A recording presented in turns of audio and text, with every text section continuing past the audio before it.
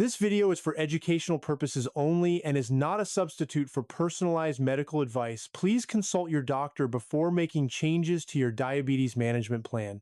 7 out of 10 diabetic patients I see are eating nuts the wrong way.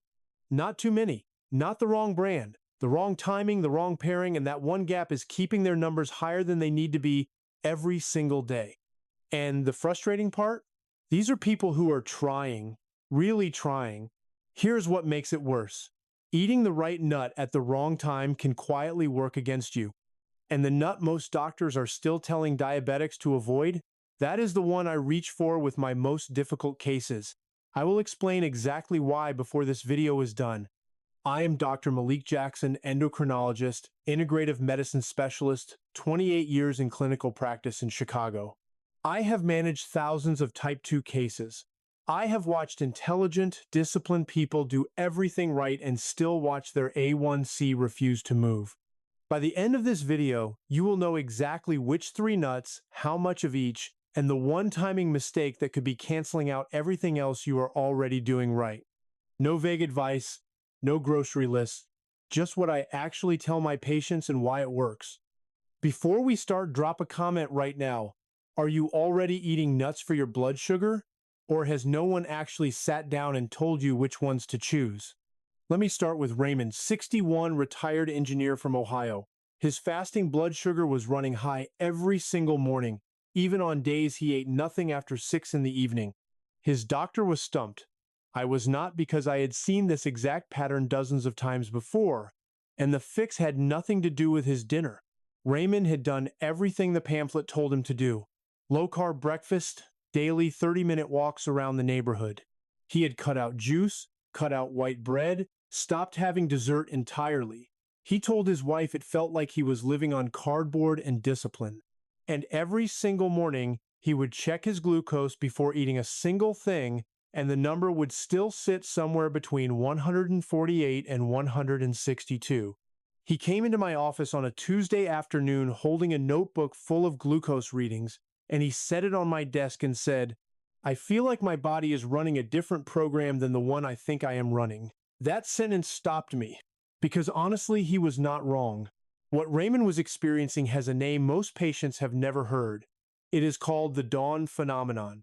Every morning in the hour or two before you wake up, your liver begins preparing your body for the day by releasing stored glucose into your bloodstream. It is essentially clocking in for the day shift and making a glucose delivery before you even open your eyes.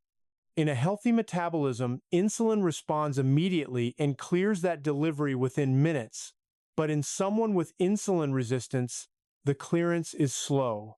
That delivery just sits there and accumulates. By the time you check your glucose at 7 in the morning, the damage is already done and you have not eaten a single thing yet. Here is the part that most people never get told. What you eat or do not eat in the 20 to 30 minutes before breakfast does not just affect that one meal. It sets the metabolic tone for your entire morning. It can either slow that liver delivery down or let it flood the system unchecked. That is where walnuts come in. And I want to explain the mechanism carefully, because understanding why something works is what makes you actually stick with it. I told Raymond to eat 1 ounce of raw walnuts about 14 halves, roughly 20 to 25 minutes before breakfast. Nothing else changed initially. He looked at me the way a lot of patients look at me when I say something simple, like he was waiting for the catch. He said, "Seriously? Just walnuts?" I said, "Seriously, just walnuts. Try it for 3 weeks and bring your glucose log back." Here is the science. Walnuts have a glycemic index of around 15, very low. But the glycemic index alone is not the interesting part. The interesting part is the fat composition. Walnuts are the only commonly eaten nut with a significant amount of alpha-linolenic acid, the plant-based form of omega-3 fatty acid. When those fats enter your digestive system before a meal, they trigger a signal that slows gastric emptying. Think of your stomach as a funnel. Normally, carbohydrates move through that funnel quickly and glucose hits the bloodstream in a rush. Walnuts narrow the funnel opening. Food moves through more gradually. Glucose enters your bloodstream in a controlled, steady stream instead of a flood, and your insulin, which was already struggling, now has a fighting chance to keep up. But the mechanism goes deeper than digestion. Inside your muscle cells, there are proteins called GLUT4 transporters. These are the gatekeepers of cellular glucose uptake. When insulin signals them properly, they migrate to the surface of the cell membrane and open channels that allow glucose to move from your blood into your muscles, where it gets used as energy. In insulin resistance, those gatekeepers become unresponsive, not absent, just sluggish. Like a doorman at a busy building who stopped carrying around hour 7 of his shift and is now waving people to figure it out themselves. The polyphenols and omega-3 fatty acids in walnuts have been shown to improve GLUT4 activation. They do not bypass insulin. They help your existing insulin work more efficiently, which is exactly what someone with insulin resistance needs. A 2018 study published in Diabetes Care followed participants who added walnuts to their daily routine for 3 months without any other dietary changes. Average fasting blood sugar dropped by 8 points. Post-meal spikes reduced by nearly 21%. Inflammatory markers, specifically C-reactive protein, came down as well. Because walnuts are not just a glucose management tool, chronic low-grade inflammation is one of the root causes of insulin resistance. You are not just treating the symptom, you are addressing part of the underlying cause. Raymond came back 6 weeks later. His morning numbers had come down from that 148 to 162 range to between 118 and 127. His prescribing doctor, who had not changed his medication, called my office to ask what had changed. The answer was 14 walnut halves before breakfast every morning. One habit, one small, specific, consistently timed habit. Raymond's results were monitored jointly by his prescribing physician. Throughout that period, medication dosing was reviewed at every checkpoint. Individual responses to dietary change vary, which is precisely why logging your own numbers during the first 3 weeks is not optional. It is the data that makes everything else legible. I want to tell you exactly what Raymond felt that was different, not just what the numbers showed, because I think this is the piece that actually motivates people to keep going. He said the first thing he noticed was not the glucose readings. It was that the cravings around 10 in the morning had mostly stopped. That desperate feeling of needing something sweet or starchy by mid-morning gone, because his blood sugar was not crashing after a poorly managed fasting period. It was holding. And when your blood sugar holds steady in the morning, your appetite signals normalize. You make better choices for breakfast without it feeling like willpower. You are not fighting your biology anymore, you are working with it. That is actually one of the most consistent things I hear from patients who start the Walnut protocol. They do not come back saying, I saw my glucose drop on the monitor. They come back saying, I stopped craving sugar in the morning and I do not know why. Now you know why. One thing I always mention about walnuts, they are the only food that visually resembles the human brain. 2 lobes, a wrinkled surface, a hard outer shell protecting something complex inside. And the nutrient profile actually maps onto brain health in a meaningful way. The omega-3 fats in walnuts are the same class of fatty acids that make up the structural membranes of neurons. High blood sugar is neurotoxic over time. It damages the small vessels that feed the brain and accelerates cognitive decline. If you have ever noticed that your thinking gets foggy on days your glucose is running high, that is not your imagination. Walnuts help address both problems simultaneously, the blood sugar instability and the neural. Practical note: choose raw or dry roasted walnuts. Not honey roasted, not coated in anything. If they tend to cause bloating, soak them in water overnight. It softens the texture and reduces enzyme inhibitors without diminishing the nutrition. 1 ounce per day before your first meal. Simple, specific, sustainable. One thing Raymond's wife told me later, she started keeping a small glass jar of 14 walnut halves on the kitchen counter right next to the coffee maker, pre-counted the night before. He never skipped a morning again. That detail matters more than people realize. Location design beats willpower every single time. You should not have to make a decision at 6:45 inches the morning. The decision should already be made for you. Before I introduce Diane, I want to give you a number that I think reframes this entire conversation. A 2021 analysis in the journal Nutrients reviewed 17 randomized controlled trials on nut consumption in people with type 2 diabetes. The conclusion: regular, moderate nut intake was associated with meaningful reductions in fasting glucose, post-meal glucose, and A1C with no adverse effects on body weight. 17 trials, thousands of participants, different populations, different countries, different nut types. The consistency of the finding across all of them is not an accident. It is a signal. And yet nuts remain one of the most underutilized dietary interventions in diabetes care. Not because the evidence is weak, because the specificity has been missing. How much, which kind, when, that specificity is what this video is built around. Now let me tell you about Diane. Diane was 54, a fifth-grade teacher in Austin, Texas, 6 years managing type 2. Her mornings were actually fine fasting, glucose-controlled, but every afternoon, around 1 or 2 o'clock after lunch, her blood sugar would spike, sometimes to 180, sometimes close to 190. This happened regardless of what she ate for lunch. She tried low-carb lunches, she tried eating earlier. She even tried skipping lunch entirely, which made her feel terrible and made her afternoon numbers worse.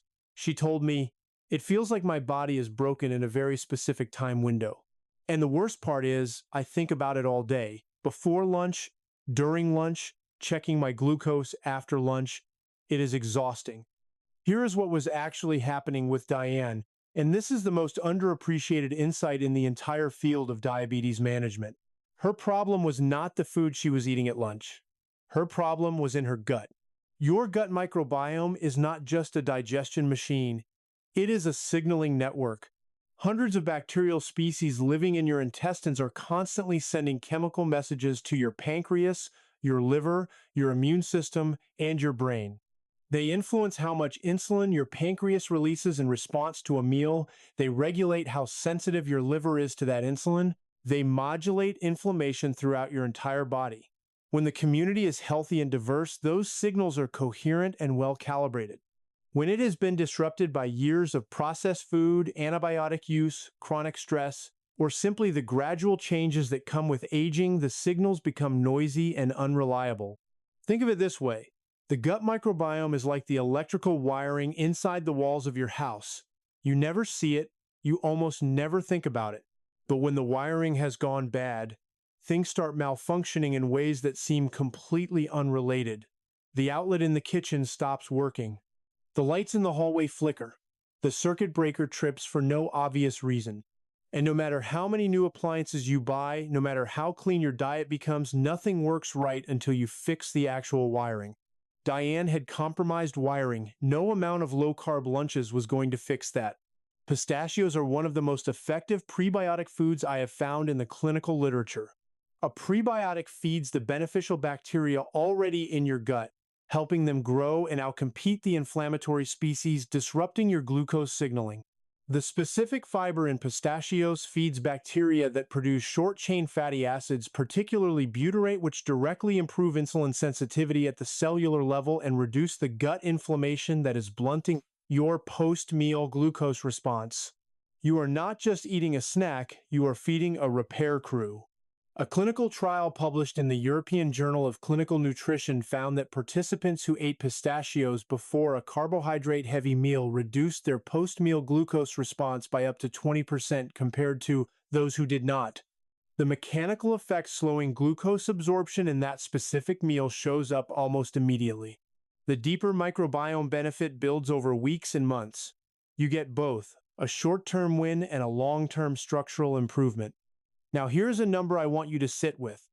A behavioral study from Eastern Illinois University found that people eating in-shell pistachios consumed 41% fewer calories than people eating the same quantity of pre-shelled pistachios. 41%.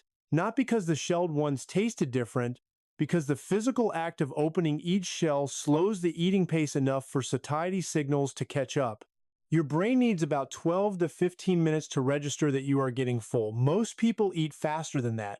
In-shell pistachios force the pacing that your biology needs. That is not a hack. That is simply working with your physiology instead of against it. If you are watching this and thinking, I have been eating nuts as a snack for years and my numbers have not changed, I want to ask you one question. Were you eating them before meals or after you were already hungry? Because for most people, the timing is the entire variable. Same food, different outcome, based entirely on when it enters the system. For Diane, I added 1 ounce of in-shell pistachios as a mid-morning snack around 11, before her lunch. Within 3 weeks, her post-lunch readings had dropped noticeably. By week 6, she was averaging around 138 to 142 after lunch, down from the 178 to 190 she had been seeing. These improvements were tracked by Diane alongside her primary care physician, who reviewed her glucose log at every monthly visit and confirmed no medication changes were made during that period. Microbiome improvements from dietary change are gradual. Most of what I observed in Diane built across weeks 4 through 8, not the first few days. If your own results look different at day 5, that is normal. Track weekly. Look for the trend. She sent a message through the patient portal that I have kept on file. She wrote, I ate a real sandwich at lunch today and my number at 2 hours was 136. I actually cried a little. Not because it is dramatic, but because that is what blood sugar control actually means to someone who has been fighting it for years. A sandwich, a normal lunch, without the spike, without the mental calculation that turns every meal into a math problem. 1 ounce of pistachios, plain, unsalted, or lightly roasted, mid-morning or 15 minutes before your largest meal, in shell if you can find them. Here is a practical tip that Diane figured out on her own and passed along to me. She started keeping a small jar of in-shell pistachios on her desk at school next to her gradebook. Every day around 11, she would spend about 10 minutes cracking them open while she reviewed homework assignments. She told me it became meditative. The repetitive motion, the slowed pace, the ritual of it. She said, it does not feel like diabetes management anymore. It feels like a break I am actually looking forward to. That is exactly the relationship with food management that I want for every patient I see. Not a burden, a practice. Now I want to pause here because we are roughly at the midpoint of this video, and I want to acknowledge something directly. We have talked about 2 of the most common blood sugar disruption windows, the morning fasting spike and the post-lunch surge. But there is a third window. It is the one that most people do not even recognize as a blood sugar problem until they see the continuous glucose monitor data and understand what they are looking at. The afternoon crash. And this is where Gerald comes in. Gerald was 67 years old. Retired Army, lived outside Nashville with his wife of 41 years. His diabetes management had been fairly solid on paper, morning numbers controlled, post-breakfast readings reasonable, but 2 or 3 times a week between 3 and 5 in the afternoon, something would shift. He would get shaky, sweaty hands, a low-grade irritability that his wife had started recognizing before he did. His glucose was dropping into the low 70s, technically hypoglycemic territory for someone on his regimen. His natural response was to grab something fast, crackers, a small cup of juice, which would then spike him back up. And the rest of his evening would be a blood sugar roller coaster that left him exhausted, sleeping poorly, and waking up the next morning already behind. His previous physician had told him to avoid cashews because of the carbohydrate content. I understand the logic. I also believe that advice caused real harm in Gerald's specific situation. Here is what I want you to understand about blood sugar management that almost no one explains clearly enough. The goal is not to keep glucose as low as possible at all times. That framing is wrong, and it leads people into over-restriction that creates a different, equally serious set of problems. The actual goal is stability. Think of it like cruise control on a long highway drive. You do not want to be constantly hitting the brakes every time the speed creeps up and then flooring the gas when it drops. You want a smooth, steady pace, predictable, sustainable, effortless. The spikes damage blood vessels. The crashes trigger cortisol release that rebounds glucose upward, disrupts your sleep, and affects your appetite for the next 12 to 16 hours. The roller coaster itself is the problem, not just the peaks.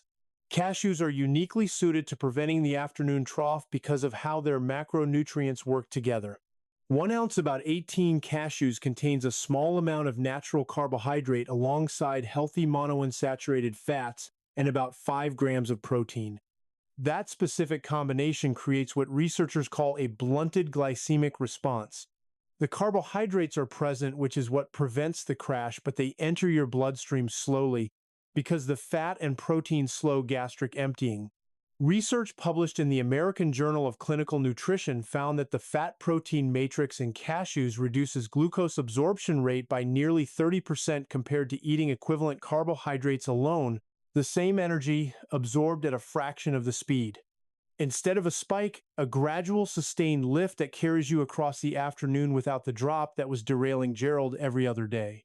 Cashews also supply 3 minerals that most people with type 2 diabetes are chronically low in.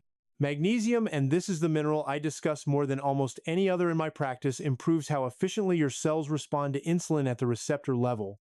Studies consistently show diabetic populations have significantly lower magnesium levels than healthy controls, and correcting that deficiency measurably improves both fasting glucose and insulin sensitivity. Zinc supports insulin production in the beta cells of the pancreas itself. When zinc is depleted, insulin output is functionally impaired even when the cells are otherwise intact. Copper maintains the elasticity of blood vessel walls, which matters because diabetes accelerates arterial stiffening and the circulation problems that follow from it. You are not just managing glucose with cashews, you are doing structural maintenance on the systems that handle glucose. When Gerald told me he had been avoiding cashews for 2 years on medical advice, my first thought was, he has been depriving himself of 3 nutrients his metabolism actually depends on. I added 1 ounce of plain, unsalted cashews to his afternoon routine around 2:30, not replacing anything, just filling a specific nutritional gap that had been quietly undermining everything else. Within 4 weeks, his hypoglycemic episodes had dropped from 2 or 3 times a week to once every 10 days. His wife called my office. She said he was, her exact words, much more pleasant to be around after 3 o'clock. That made my whole week. Gerald's progress was reviewed with his cardiologist and prescribing physician at week 4 and week 8. His regimen was not adjusted during this window, which is what made the dietary signal so clean. If you are on insulin or a sulfonylurea and you begin closing nutritional gaps this way, your numbers may shift faster than you expect. That is not a problem, but it does require monitoring. Let your care team know what you are adding and bring your glucose log to the next appointment. But what moved me more than the clinical outcome was something Gerald said at his next appointment. He told me that for the past 2 years, he had been declining invitations to his neighbors' poker nights because they ran until 8 or 9 in the evening, and he was too worried about his blood sugar going haywire if he was not home with access to all his usual foods. He said he had been slowly withdrawing from parts of his social life without really telling anyone why. He framed it as being tired, being busy. He had not told his wife the real reason. When his afternoon episodes stopped, he started saying yes again. The first thing he said yes to was a poker night. That is what blood sugar instability actually costs people. Not just health, life. Here is a practical detail Gerald mentioned at his follow-up that I now pass along to every patient managing afternoon instability. He started keeping a small Ziploc bag of 18 cashews in his car's center console, pre-counted, always there. He said, "I do not have to think about it. It is already decided." The same logic as Raymond's jar by the coffee maker. Remove the decision, remove the friction, the habit runs itself. Now, before we get to the complete protocol, I want to address 2 things I hear constantly in the comments and in my clinic. First, if these nuts are this effective, why has my doctor never mentioned them? I want to answer that honestly. The average primary care appointment in the United States runs about 11 to 15 minutes. In that window, a physician managing a diabetic patient is reviewing labs, adjusting medications, checking blood pressure, reviewing symptoms, and managing referrals. There is genuinely not time to go deep on nutritional timing and mechanism. That is not a failure of intention. It is a failure of the system structure. Most physicians know nutrition matters. Very few have the appointment time to explain how it matters for your specific glucose disruption pattern. That is partly why I make these videos, not to replace your doctor, but to give you the kind of specific information that makes your time with your doctor more productive for both of you. Second, I tried adding nuts and my blood sugar went up. I take that seriously. Here is why it happens. Most commercial nut products in the snack aisle contain added oils, salt, sugar coatings, or honey glazes that meaningfully change their glycemic profile. Honey-roasted cashews are not the same food as plain cashews. Flavored pistachios often contain sugar and modified starches. If you added nuts and your numbers went up, the first thing I would ask is, what was actually in those nuts? Check the ingredient list. It should say one thing, the nut, nothing else. That is the version that works. I also want to say something about timelines, because unrealistic expectations are one of the main reasons people abandon strategies that would eventually work. The gut microbiome changes from pistachios do not happen in 3 days. They unfold over 4 to 8 weeks of consistent intake. The anti-inflammatory effect of walnuts accumulates over months. If you add these foods and check your glucose 2 days later expecting a dramatic shift, you will likely be disappointed. Track weekly, not daily. Look for the trend over 6 weeks, not the single reading after a single serving. That is how you actually see what is working. Here is the data point I want you to carry out of this video. A large-scale analysis published in JAMA Internal Medicine that pooled data from over 200,000 adults found that replacing one daily serving of processed snack food with one serving of tree nuts was associated with a 17 to 21% reduction in total mortality risk over time. Not a marginal rounding error. A 17 to 21% reduction in the risk of dying from any cause associated with one dietary swap. The nuts are not exotic. The protocol is not complicated. What was missing for most of the patients I have described today was not willpower. It was specificity. Which nut? How much? When? Now let me give you the full protocol clearly, because I want this to be something you can actually use starting tomorrow morning. I have also put this as a pinned comment below this video: exact timing, exact amounts, the one mistake to avoid. Screenshot it before you leave. Walnuts. 1 ounce, about 14 halves, raw or dry roasted 20 to 25 minutes before breakfast. This is your morning anchor.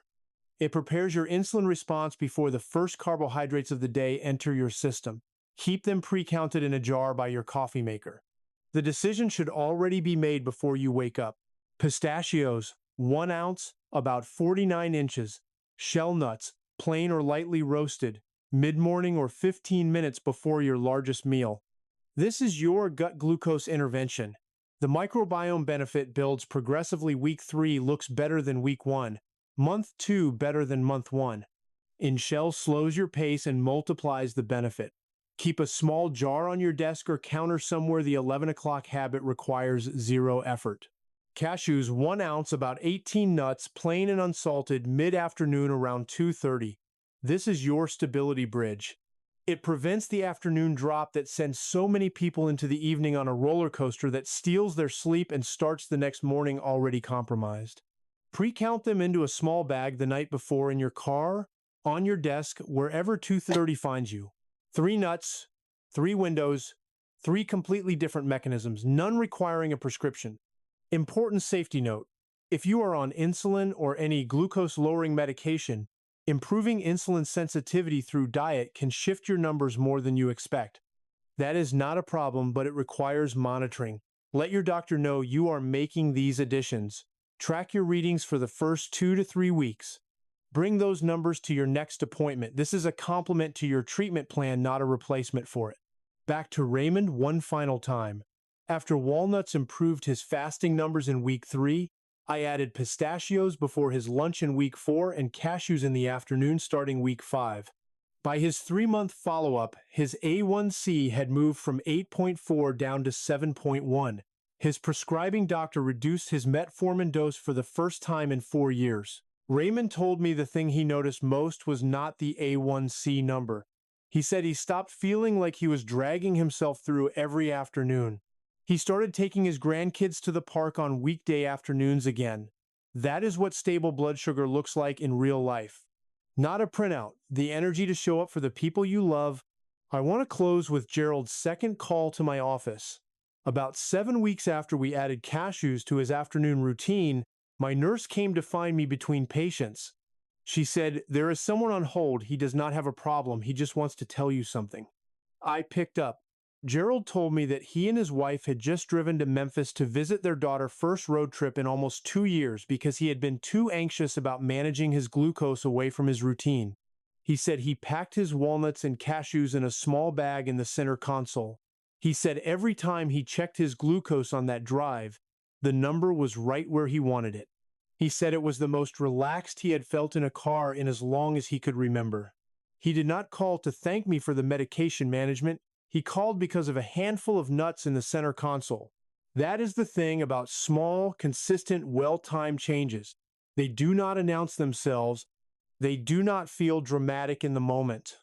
But 6 weeks in, 3 months in, you look back and realize your body has been quietly doing work it was never able to do before because you finally gave it the right materials at the right time. You have been trying. I know that.